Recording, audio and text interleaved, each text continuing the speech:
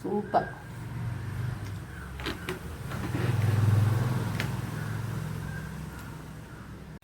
Hi friends, ഇന്ന് നമുക്ക് ഈ നേന്ത്രപ്പഴം കൊണ്ട് അല്ലെങ്കിൽ ഏത്തമ്പഴം കൊണ്ട് വാഴയ്ക്കപ്പം ഉണ്ടാക്കാം.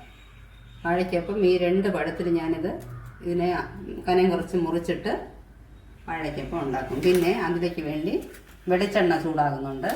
വെളിച്ചെണ്ണ ഒഴിച്ചിട്ടിട്ടുണ്ട് ഫ്രൈ ചെയ്തെടുക്കാനായിട്ട്. ഇനി നമുക്കതിൻ്റെ ബാറ്റർ തയ്യാറാക്കാം. കുറച്ച് മൈദ മാവാണ്, ഏതാണ്ട് ഒരു 1-1.5 കപ്പ് എടുത്തിട്ടുണ്ട് മൈദ. എന്നിട്ട് ഇത് ഞാൻ 1 സ്പൂൺ ഇഡ്ഡലി മാവാണ് ചേർക്കുന്നത്. ഒരു ചെറിയ തവിയിൽ 1 തവി.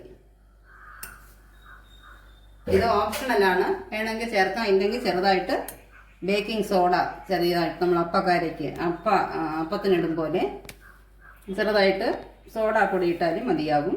ഞാനിതിൽ അത് ഇടുന്നില്ല, അതിനാണ് ഇഡ്ഡലി മാവ് 1 സ്പൂൺ ചേർത്തത്.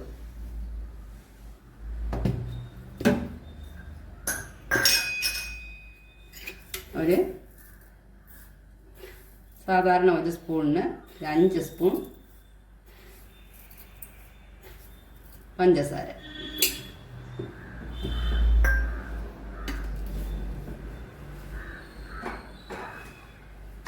ചെറുതായിട്ട് മഞ്ഞൾപ്പൊടി ഒരു കളറിന് വേണ്ടി.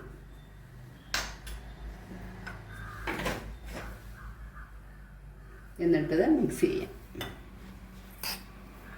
ഇത് മിക്സ് ചെയ്ത് ഒരു ഇഡ്ഡലി മാവിൻ്റെ പരുവത്തിലാക്കി എടുക്കുക.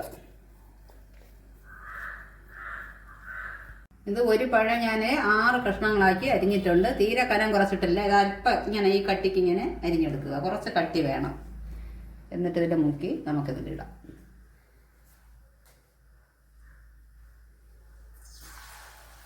പച്ച വെള്ളത്തിലാണ് മാവ് കലക്കാനുള്ളത്.